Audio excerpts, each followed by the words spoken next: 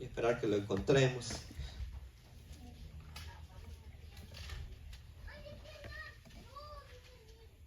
Amén. Leemos entonces la palabra del Señor. Si ya lo encontró, dice la palabra así de la siguiente manera. Dice: estas cosas habló Jesús, levantando los ojos al cielo, y dijo: Padre, la hora ha llegado. Glorifica a tu Hijo, para que también tu Hijo te glorifique a ti. Como le has dado potestad sobre toda carne, para que dé vida eterna a los que le diste. Y esta es la vida eterna, que te conozcan a ti, el único Dios verdadero, y a Jesucristo, a quien has enviado. Yo te he glorificado en la tierra y he acabado la obra que me diste que hiciese. Ahora pues, Padre, glorifícame a tu lado tuyo con aquella gloria que tuve contigo antes que el mundo fuese. Ahí dejamos la lectura, hermanos. Pueden sentarse. Hemos leído, hermanos, esta lectura del Evangelio según San Juan, en donde encontramos una de las oraciones más poderosas de las Escrituras. Una de esas oraciones en la cual se puede destacar lo más grande o más bien la más grande voz que se ha podido escuchar en la tierra, una voz santa, una voz que ha sido no solamente escuchada aquí en la tierra, sino en el mismo cielo. Han habido oraciones en la Biblia en la cual han sido grandes oraciones, y una de esas oraciones fue la de Génesis 18, versículo 16, cuando dice la Biblia que Abraham fue notificado que Sodoma y Gomorra iba a ser destruida, y comenzó a elevar una oración de tal manera que era un clamor intenso, el cual dice que oraba por cada una de aquellas personas que vivían en Sodoma. Pero también encontramos la oración de Moisés en Éxodo 32, 31, cuando el pueblo de Israel que venía en el desierto, dice que mientras Moisés había subido al monte para poder recibir las tablas de la ley, en esos 40 días que estuvo allá, Moisés dice que el pueblo se desenfrenó y hicieron un becerro de oro. Y por lo tanto, Moisés, cuando viene y se da cuenta del becerro que han hecho, entra en él un enojo y quiebra las tablas de la ley. Y luego después, él eleva una oración a Dios para que Dios tenga misericordia de este pueblo. Y es una oración que se puede decir una de las grandes oraciones. Pero también podemos hablar de la oración que hace Salomón en el libro de Primera de Reyes, capítulo 8, donde dice que hizo la presentación de aquel templo que había hecho. Y fue una oración que dice que la presencia de Dios cayó sobre el templo. Y dice que ese templo se llenó de una nube y cubrió. Porque aquella oración era tan intensa, era tan grande la oración, que hubo una visitación del Señor sobre aquella casa que Salomón estaba presentándole a Dios. Y podemos hablar de muchas oraciones que los hombres de Dios han hecho. Pero una de las más grandes oraciones que están en la palabra del Señor es la del Señor Jesús.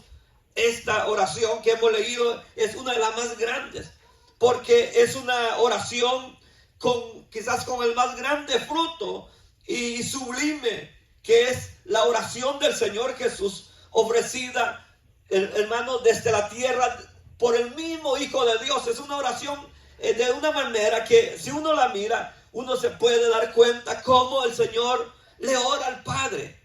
Entonces, esta oración ha dado más bien a esperanza a muchos, porque si lee usted todo el capítulo 17, se dará cuenta cómo el Señor comienza a orar por cada una de las cosas. Aunque yo no he leído todo el capítulo, usted lo puede leer en casa. Yo solamente leí los primeros versículos, porque yo quiero en verdad sacar esa parte poderosa del Señor Jesús y de cómo Él comienza a orar y cómo Él, hermano, comienza a ofrecerle a Dios, al Padre que está en los cielos, porque dice que Él Dice que habló Jesús levantando los ojos al cielo y dijo: Padre, la hora ha llegado. O sea, comienza con esa oración. Con esta oración el Señor Jesús queda claro que se tuvo, hermano, que dar esta oración, porque Él estaba en este momento a punto de ofrecer el sacrificio que Él iba a llevar, que Él iba a hacer, por la cual Él había venido. Y era tan importante esta oración porque en este momento Él se presenta al Padre, porque Él sabía que este momento era para lo que Él había venido. El Señor nunca perdió el enfoque por la cual había venido a la tierra, ¿no? Su misión jamás se le había, Él perdió esa visión de dónde era, para dónde Él iba. Por eso dice que Él ya sabía, hermano, y cada vez que tenía oportunidad, Él anunciaba que Él iba a padecer, que Él iba a ser muerto. Y incluso Él llegó a decir que así como dijo que aquel estuvo en el gran pez, si se acuerdan de ese, para la historia de los niños, que así como Jonás estuvo en el pez 3 días y 3 noches, dijo, así es necesario que el Hijo del Hombre esté, dijo él, en el Hades, que pueda estar, que Él pueda morir, pero al tercer día les dijo a los discípulos: yo iré delante de vosotros. Por eso el Señor oraba al Padre, porque la hora había llegado.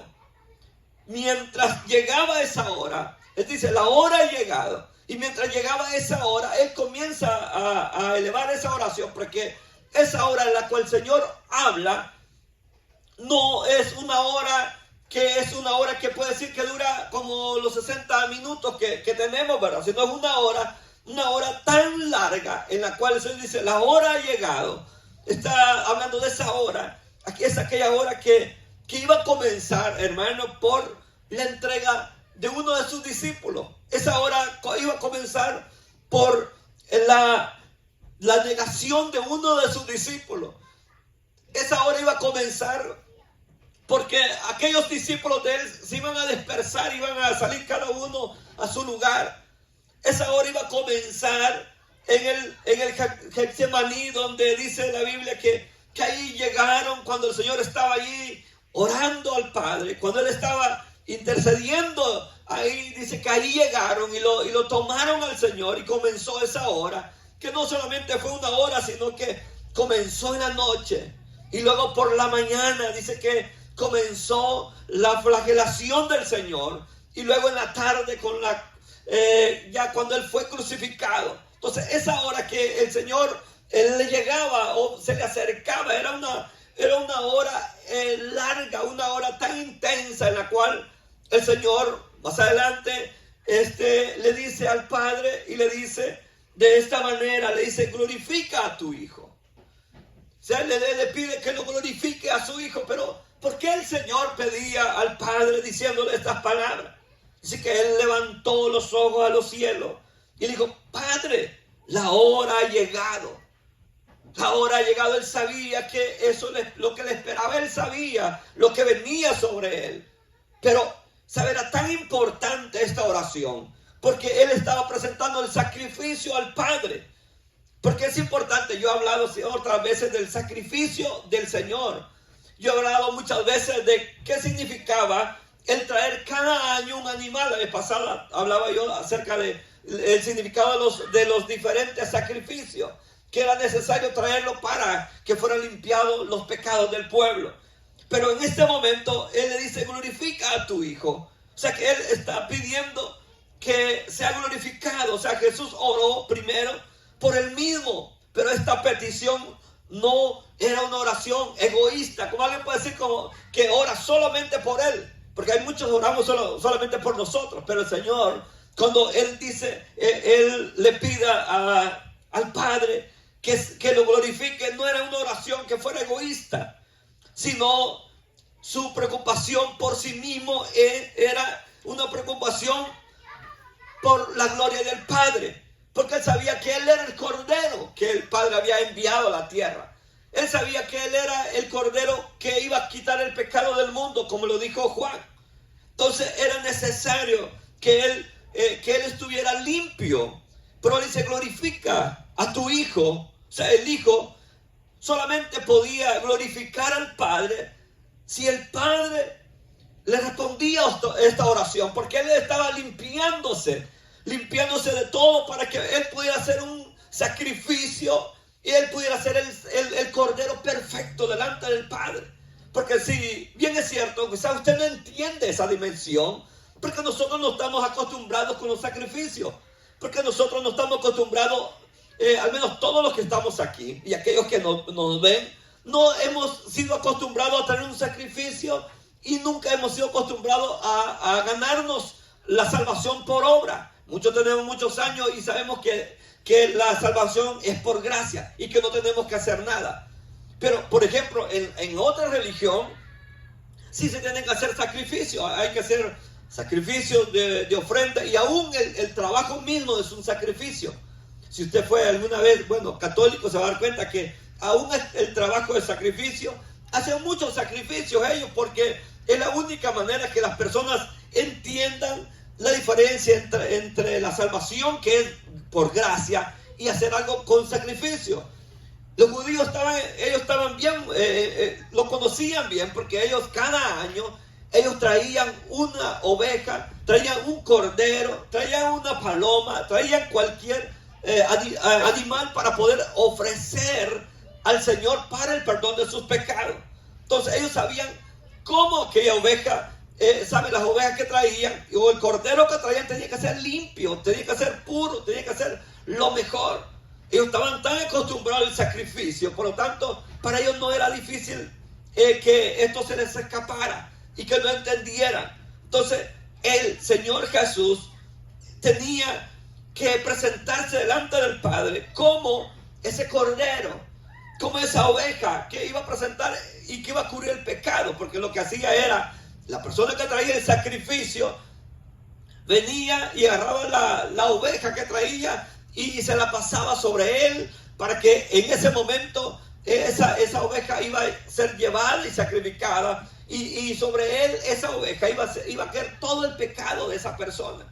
Y en este momento el Señor estaba presentándose delante del Padre, y en él iban a ir sus pecados, iban a ir mis pecados. Total que era importante que ese sacrificio fuera aceptable a Dios, fuera aceptado al Padre.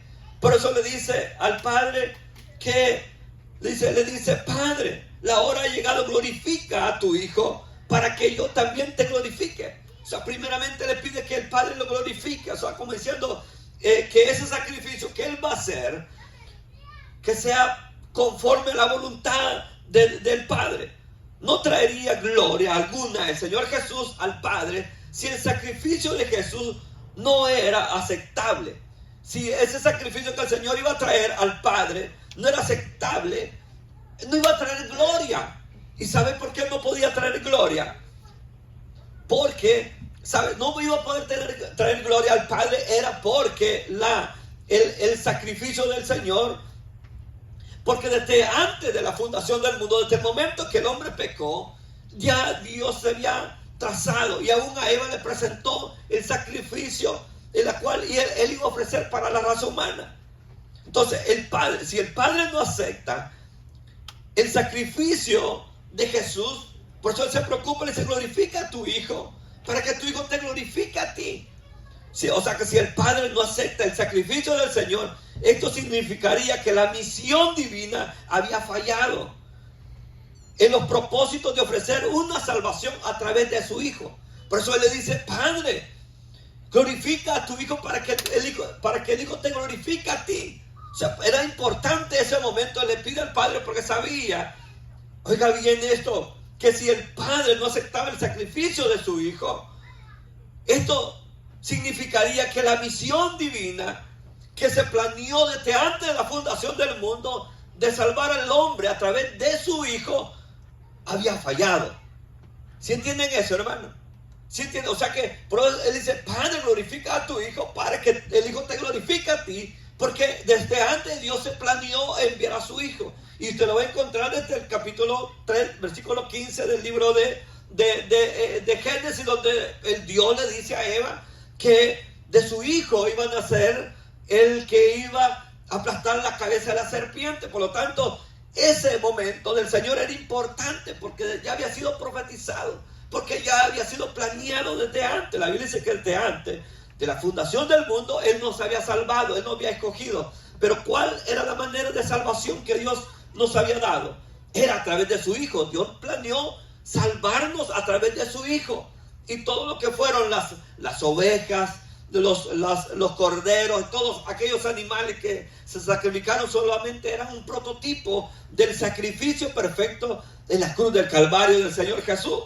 Entonces el Señor, por eso le dice al Padre, glorifícate, glorifícame para que yo te glorifique. O sea que Él pedía que el Padre lo glorificara, porque esa misión divina no tenía que fallar. Y si en el Señor no era encontrado perfecto, no podía cubrir los pecados de la humanidad. Los pecados, como dice San Juan 3:16, que dice, porque de tal manera amó Dios al mundo que dio a su Hijo único, para todo aquel que en Él crea no se pierda, mas tenga vida eterna. O sea que en Él tenemos vida eterna. Pero ¿cómo dio la vida eterna? A través de creer en el sacrificio de Él hemos encontrado la vida eterna. Entonces, esta glorificación le dice, glorifica a tu Hijo, le dice, ¿verdad? Glorifica a tu Hijo. Pero ¿en qué momento llegó esta glorificación? ¿En qué momento llegó esta glorificación del Señor Jesús? Esta glorificación llegó en el momento de la muerte y la resurrección, y luego la ascensión para estar a la diestra del Padre como el único mediador acreditado, como el único que puede defender, hermano, nos puede defender de toda nuestra maldad. Aquel que entregó, el que se entregó por nosotros es el único mediador acreditado. Así que nadie, hermano, nadie puede venir a ofrecer la salvación que Él ofreció, porque Él es el único. Por eso no tenía que fallar. Por eso no tenía que fallar ese sacrificio. Por eso dice, glorifícame, para que yo pueda glorificarte a ti, porque no podía fallar.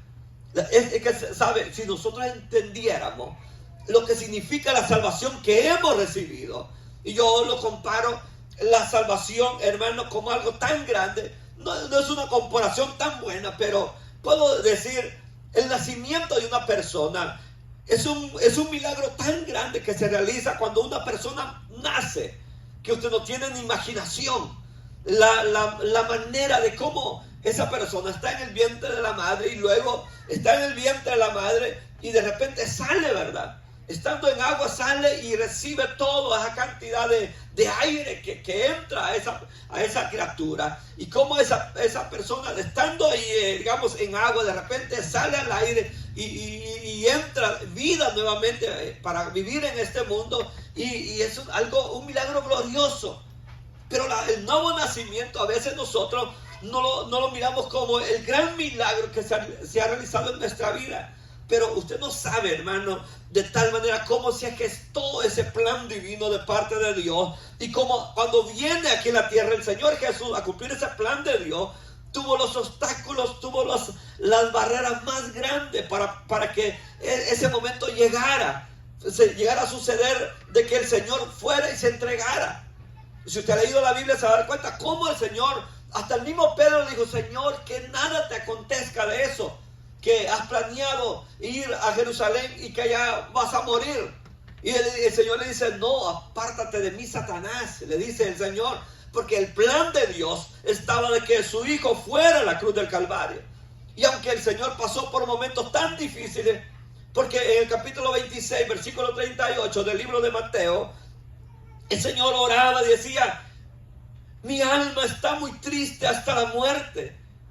Quedaos aquí y velad conmigo, le dice el Señor a Pedro, a Juan y a Jacobo. Y él decía, mi alma está triste. El Señor, en esa ocasión, él estaba de una manera triste. Aunque quizás nosotros, hermanos, en nuestra vida no podamos entender esa palabra de la tristeza que el Señor tenía, porque nosotros tristes es cuando alguien está así como decaído, ¿verdad? Pero la tristeza del Señor no era esa tristeza. Él decía, triste, decía él, mi alma está muy triste hasta la muerte. O sea que el Señor Jesús estaba angustiado, porque lo que representaba la muerte de cruz no solamente era una muerte, no es porque el Señor estaba temeroso de morir en la cruz. Créalo que no era eso, hermano, porque en ese tiempo del Señor Jesús, la mayoría de las condenas eran en la cruz. Incluso antes, hermano, antes de que el Señor viniera y naciera, se habían sacrificado, más bien habían crucificado en línea como 70 personas. Por lo tanto, el Señor sabía, hermanos, que esa era la muerte que había. Pero el Señor no era que Él estaba temeroso o Él estuviera triste, que Él decía, mi alma está muy triste hasta la muerte. O sea, no era el temor de ir a la cruz del Calvario. ¿Sí entienden eso, hermano? No era porque Él estuviera triste por ir a la cruz del Calvario. Si muchos iban y eran muertos en la cruz por otras cosas. ¿Se acuerda que cuando el Señor estaba en la cruz, estaban dos hombres al lado de Él, verdad? Y el Señor en medio. O sea que en ese momento el Señor no estaba triste por ir por lo que representaba la cruz, sino que el Señor sino que Él se pondría más bien en lugar de los pecadores, que éramos culpables y que recibiría todo el castigo de nuestros pecados, de nuestro castigo espiritual que los pecadores merecen. Entonces el Señor no era que tenía miedo, decía, mi alma está triste y turbado porque mañana voy a morir. No, de lo que el Señor, hermano, estaba triste porque sobre Él caería toda la culpa. En Él, hermano, recibiría todo el castigo espiritual de todos los pecadores, de lo que merecen los pecadores. Esa es la tristeza del Señor. No era porque ir a la cruz, como muchos, ay, pobrecito del Señor, fue a la cruz. No, hermano, morían muchos. Muchos morían en la cruz del Calvario. Es como ahora que mueren asesinados. Mucha gente no tiene miedo, ¿verdad? Mirar a alguien que es asesinado. En ese entonces igualmente era. El Señor no era por la cruz que Él estaba turbado, estaba triste. Dice Él que su alma estaba angustiada. No era por ir a la cruz, sino porque lo que iba a caer sobre Él iba a ser el castigo de todos los pecados, de toda la humanidad. Por eso dice 2 Corintios 5:21, dice, al que no conoció pecado, por nosotros se hizo pecado, para que nosotros fuésemos hechos justicia de Dios en Él. O sea, que Dios viene y dice que al que no conoció pecado, que era Él, dice, el que no conoció pecado, por nosotros se hizo pecado. Dice, para que nosotros fuésemos hechos justicia de Dios en Él. Entonces, lo que el Señor estaba aquí diciéndole al Padre era, Señor, glorifica a tu Hijo, para que ese sacrificio, hermano, fuera aceptable a Dios. El sacrificio por usted y por mí. O sea que lo que Él está pidiendo al Padre, Señor, recibe este sacrificio por mi hermano René, por mi hermana Yuli, por mi hermano Carlos, por mi hermano Edwin, por mi hermana también, por todos aquellos los que venimos aquí, por los que no están aquí, por todos aquellos. El Señor está diciendo, recibe el sacrificio. Porque dice que el que no conoció pecado se hizo pecado para que nosotros fuésemos hechos justicia de Dios en Él. O sea que la justicia de Dios está en nosotros por Él, ¿verdad? Dicen amén a eso, hermano. Jesús se dirigió a la muerte sabiendo que era la voluntad de su Padre y que enfrentaría la muerte completamente solo. O sea, era la muerte que Él iba a enfrentarlo solo. Porque la Biblia dice en San Mateo 27:46, dice que cerca de la hora novena, Jesús clamó en gran voz diciendo, Elí, Elí, lama sabactani.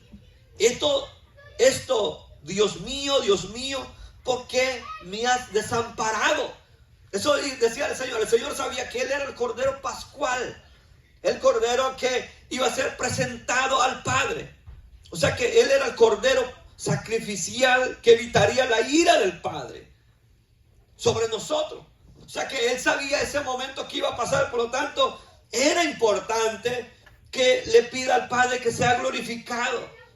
Dice él era el Cordero Pascual, sacrificial, que evitaría la ira del Padre. Y es por eso que su muerte fue única.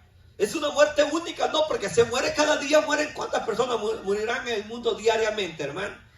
Cientos de miles, ¿verdad?, de personas se mueren diariamente. Pero ¿por qué la muerte de Cristo tiene algo distinto a eso?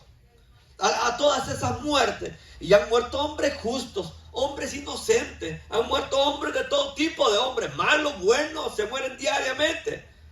Pero o niños que ni siquiera conocen el mundo, que nacieron y murieron, y uno dice, ¿qué bebé, qué pecado hizo ese bebé? Y pueden morir muchas personas. Pero, ¿por qué la muerte de Jesús fue única? Porque la muerte de Él es una muerte única. No solamente la muerte lo fue, sino también su angustia. Porque angustia, muchas personas tienen angustia. Angustia porque no han pagado la renta, porque está un enfermo, porque les han diagnosticado cáncer. Y tienen angustia por todo, ¿verdad? Muchas personas. Pero la angustia del Señor fue una angustia única. Para que tu hijo le dice al Padre, te glorifica a ti. O sea que la cruz dio a Jesús la glorificación.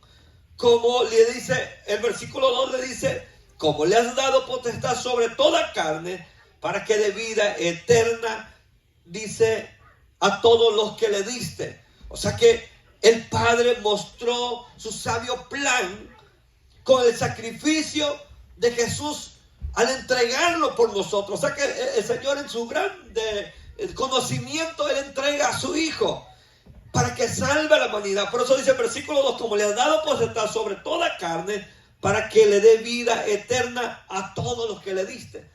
O sea que el Padre le está diciendo, más bien Jesús le está diciendo al Padre, para que le dé vida eterna a los que le diste. O sea, está hablando de nosotros, que Él nos da vida eterna. Por eso es importante que ese plan que el Padre se trazó desde solamente en su conocimiento de enviar a su Hijo único a morir por nosotros, no tenía que fallar, porque era la única manera de salvarnos a nosotros. Para todo aquel que en Él cree no se pierda, sino tenga vida eterna. Y ese plan no falló. Ese plan de Dios se hizo tan efectivo que a la hora de que Él le dice, Padre, Padre, ¿por qué me desamparado? Él se sentía solo, porque ese momento de soledad de Jesús era porque toda la carga del pecado, como cantamos hace un momento, sangre que nos dio la paz, esa sangre que brotaba es la que nos limpia de toda maldad. Esa es la sangre que nos ha dado la vida eterna. Es por eso que Jesús tiene potestad sobre todo, porque el Padre le dio sobre todo autoridad sobre eso. San Juan 5:22 dice, porque el Padre a nadie juzga, sino todo el juicio lo dio al Hijo. O sea que el Padre le dio a su Hijo todo por lo que Él hizo. Por eso dice, tú le has dado, dice, como le has dado potestad sobre toda carne, para que dé vida eterna a los que le diste. Dice el versículo 3, y esta vida eterna, que te conozca a ti, el único verdadero y Jesucristo a quien has enviado. O sea que así que nosotros, hermanos, podemos orar con fe y pedirle a Jesús que ejerza toda autoridad sobre todo, porque Él tiene dominio sobre todo. El Padre le ha dado toda autoridad, le ha dado todo dominio a Él, porque Él, hermano, fue obediente hasta la muerte, dice la Biblia. Fue obediente hasta la muerte, y muerte de cruz. O sea que Él se mantuvo firme en el plan del Padre, porque Él era necesario que Él padeciera. Era necesario que Él pudiera, hermano, venir a la tierra, porque a través de quién pudiéramos nosotros ser salvos, a través de nadie. Pero Él vino y nos salvó. Nosotros veníamos, hermanos, a este mundo y no sabíamos cómo íbamos a terminar. Pero ahora nosotros ya sabemos que tenemos vida eterna, ¿verdad? Que es vida eterna en Cristo Jesús. No porque usted haya sido santo o porque usted, hermano, haya hecho cosas para merecerlo. No, lo tenemos porque el Señor, hermano, en su gran misericordia, Él nos ha ofrecido la salvación gratuita, que no era posible poder obtener con dinero, que no era posible que nosotros la pudiéramos obtener a través de cualquier medio que pudiéramos hacer. Pero Él nos la ha facilitado. Por eso dice que ahora tenemos vida eterna a todos los que me diste, le dice, porque para que le dé vida eterna a todos los que me diste. Jesús entendía que Él era el único que puede dar vida eterna a los que le fueron entregados por el Padre. O sea que, fíjense que el Padre le entregó al Señor un cierto número de personas en la cual Él tenía que salvar. Entonces el Señor fue a la cruz sabiendo que iba a salvar a tales personas. Es como que, hermano, usted le diga, mire, a usted le delego este grupo para que lo cuide, para que lo proteja, y usted, hermano, tiene que estar dispuesto a la vida por ello. El Señor hizo lo mismo. Él estuvo dispuesto a hacerlo por obediencia al Padre e ir a la cruz del Calvario para darles vida eterna a los que el Padre le había dado, a los que el Padre le había entregado para darles vida eterna en la obra de la cruz del Calvario. Y el Señor dice, y esta es la vida eterna, que te conozcan a ti. La vida eterna se encuentra en el conocimiento de que le hemos conocido a Él. Dice el versículo 4, yo te he glorificado en la tierra y he acabado la obra que me diste que hiciese. Ahora pues, Padre, glorifícame a tu lado tuyo con aquella gloria que tuve contigo antes de que el mundo fuese, le dice al Padre. O sea que la vida eterna que nosotros hemos tenido es que le conozcamos a Él. O sea que el Señor afirmó tener poder y autoridad para determinar el destino final del hombre. Por eso, hermano, le dice al Padre, como le has dado potestad sobre toda carne, para que dé vida eterna a todos los que le diste. O sea que el Señor tiene potestad. Él tiene para poderle dar, tiene autoridad para determinar el destino final de los seres humanos.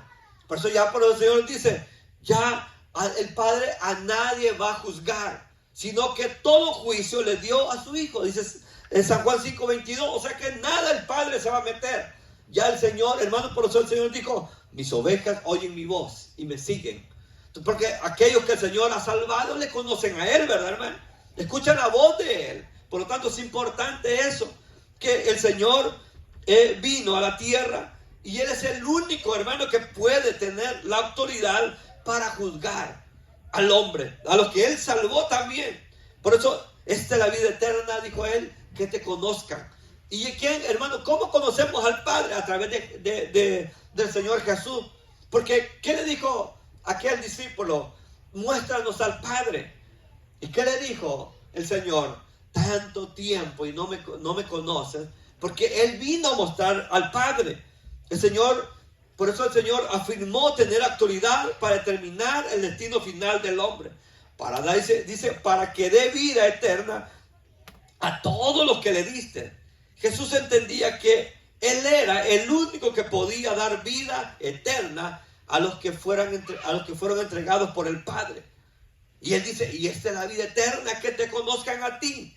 La vida eterna se encuentra en el conocimiento experimentado que tenemos en el Hijo de Dios. Y cuando venimos a Jesús, entonces no solamente venimos a Jesús, sino que venimos al Padre también. El Padre nos recibe porque ahora cuando le fallamos a Él, es el Hijo el que aboga por nosotros. Dice que Él es el abogado que tenemos para con el Padre. Porque antes el trato del Padre para con el hombre era distinto que el que ahora tiene Dios para con el hombre. Porque ahora a usted, hermano, ya no lo mira, a usted, hermano, ya no mira al Padre solamente a una persona común que anda ahí. Ahora el Padre mira a usted, su Hijo. En su Hijo mira a usted, hermano, aun cuando le fallemos a Él y no seamos perfectos. Dios mira en nosotros a su Hijo. Por eso es importante que nosotros, hermanos, podamos ser agradecidos con Él.